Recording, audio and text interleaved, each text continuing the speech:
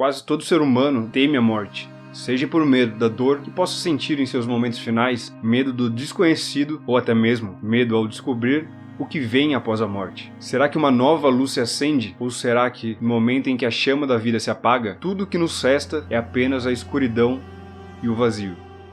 Mas uma coisa que todos nós podemos concordar é que de todas as formas de morrer, acredito que uma das piores existentes seja morrer queimado, em chamas. E é por isso que resolvi trazer um vídeo falando um pouco sobre a combustão espontânea, um raro fenômeno que, até hoje, não existe uma explicação. Se você for novo por aqui no canal, seja muito bem-vindo. E caso goste do vídeo, quero te convidar a se inscrever aqui embaixo, ativar as notificações e deixar o like, pois assim você ajuda o meu canal a crescer. Eu sou o Mike, e você está no canal Mike Curioso. Combustão espontânea.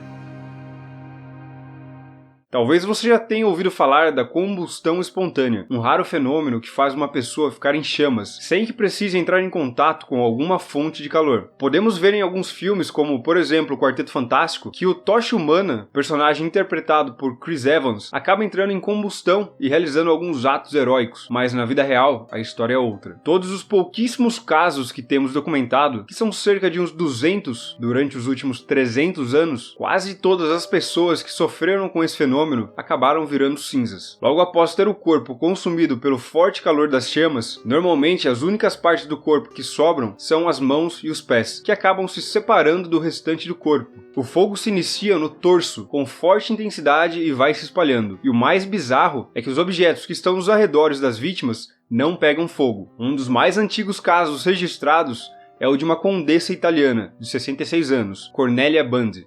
Em 1731, que foi encontrada sob as mesmas circunstâncias, restando apenas suas pernas e alguns dedos das mãos. A empregada que encontrou o corpo da condessa, na época, relatou que ficou junto da patroa até ela pegar no sono. Então ela foi para o seu quarto para também dormir. E no dia seguinte, quando foi acordar a condessa, encontrou apenas os restos da mulher. O quarto da condessa estava cheio de fuligem. A cama e os móveis permaneciam intactos, mas estavam cobertos por uma camada gordurosa e fétida.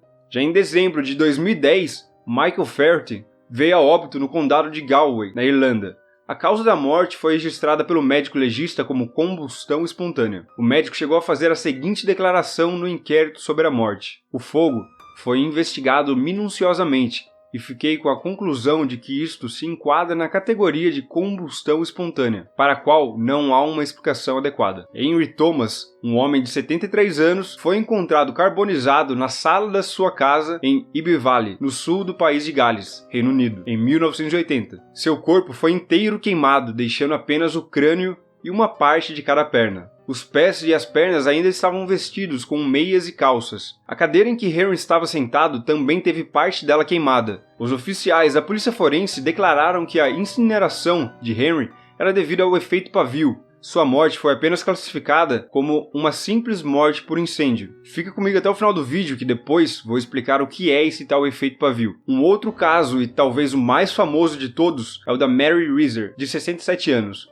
Ela foi encontrada, ou melhor, o que sobrou dela foi encontrado, no dia 2 de julho de 1951, em São Petersburgo, na Flórida. A polícia foi chamada após uma moradora do apartamento ao lado perceber que a maçaneta da sua casa estava muito quente e que o calor vinha da casa de Mary. Quando os policiais entraram na residência, se depararam com uma cena chocante. Todo o lugar estava intacto, com exceção de uma cadeira que horas antes Mary estava sentada. Junto das cinzas da cadeira havia também as cinzas de Mary, misturada com sua gordura corporal, restando apenas uma parte de sua perna esquerda. Perto do local havia vários materiais inflamáveis que estavam intactos, como jornais, tecidos e plásticos. Aquela cena fugia completamente de todas as outras cenas que os policiais já haviam presenciado. Portanto, foi iniciada uma ampla investigação. Os restos mortais de Mary foram enviados para a autópsia, que concluiu que seu corpo se desintegrou em uma única chama. O fogo ficou queimando seu corpo por cerca de 4 horas, numa temperatura acima de 1500 graus Celsius. O relatório final do detetive encarregado do caso foi que a morte havia sido causada de forma acidental por um incêndio de origem desconhecida. Logo após o caso ficar famoso na região, levantaram a hipótese de que poderia ter sido um dos raros casos de combustão espontânea. O FBI acabou entrando na jogada e discordaram da teoria da combustão. Para o FBI, a morte foi causada por um descuido de Mary, que teria caído no sono enquanto fumava um cigarro, e então sua gordura corporal serviu de combustível para que o fogo se alastrasse. Pouco tempo depois, Wilton Krogman, um professor de antropologia física, publicou uma nota dizendo o seguinte: "Não consigo conceber uma cremação tão completa sem queimar o próprio apartamento. De fato, o apartamento e tudo nele deveriam ter sido consumidos. Eu considero isso a coisa mais incrível que eu já vi. Se eu estivesse vivendo na Idade Média, diria que foi causado por magia negra." Até hoje, o caso de Mary Reeser continua como um dos grandes mistérios dos Estados Unidos, esperando que algum dia possa ser solucionado. Possíveis explicações. Ao longo do tempo, algumas pessoas tentaram dar alguma explicação para o raro fenômeno de combustão espontânea, mas até hoje, nenhuma delas foi comprovada. Entre as explicações, tem uma que com certeza não poderia estar de fora, conhecida como o castigo divino. Essa foi a primeira teoria levantada do século XVII. Segundo eles, Deus estaria apenas punindo alguns pecadores, fazendo com que pegassem fogo até a morte. Imagina só se isso fosse verdade! Veríamos alguns padres, pastores e políticos pegando fogo em rede nacional. Outra teoria que foi criada por Larry Arnold, um químico experimental, é que o fenômeno seria causado por uma nova partícula subatômica, chamada por ele de pyroton. Porém, nunca foi comprovada a existência de tal partícula, sendo assim, uma teoria pseudocientífica.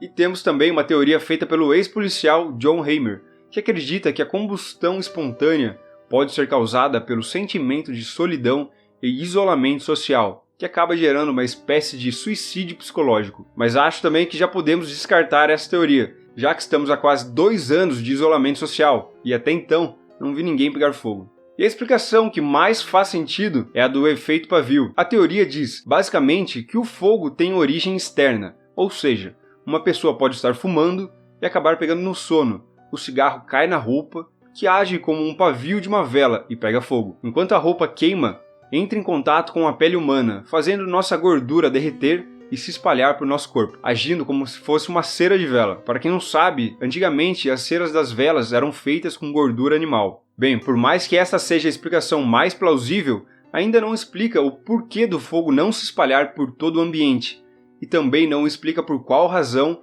normalmente, as mãos e as pernas ficam intactas nos casos de combustão espontânea. Seja qual for a explicação, os relatos continuam existindo. Um dos mais recentes, ocorrido em 2013, é o do bebê indiano Rahul, que teria entrado em sua 4ª combustão espontânea, tendo sua primeira combustão quando tinha apenas 9 dias de idade. O Dr. Narayana, chefe da pediatria do hospital em que Rahul ficou internado, disse que o bebê deveria ser mantido em um lugar fresco e arejado, longe de objetos inflamáveis e para não ficar exposto ao sol por muito tempo. Na época, a polícia chegou a investigar o caso para descobrir se não eram os pais que estavam ateando fogo no bebê. Eu cheguei a procurar mais algumas informações para saber como o garoto está hoje em dia, mas não consegui encontrar nada. Bem, esse foi o vídeo de hoje, espero que vocês tenham gostado. Aproveita para me seguir também no meu Instagram, pois sempre posto nos stories avisando quando tem algum vídeo novo por aqui no canal. Caso tenha gostado do vídeo, já deixe um joinha para me dar uma força, compartilha com algum amigo ou familiar que também gosta desses tipos de assuntos. Aqui embaixo vai estar aparecendo mais 2 vídeos para vocês assistirem, então é só clicar em qualquer um deles. Um grande abraço e eu te espero no próximo vídeo. Valeu!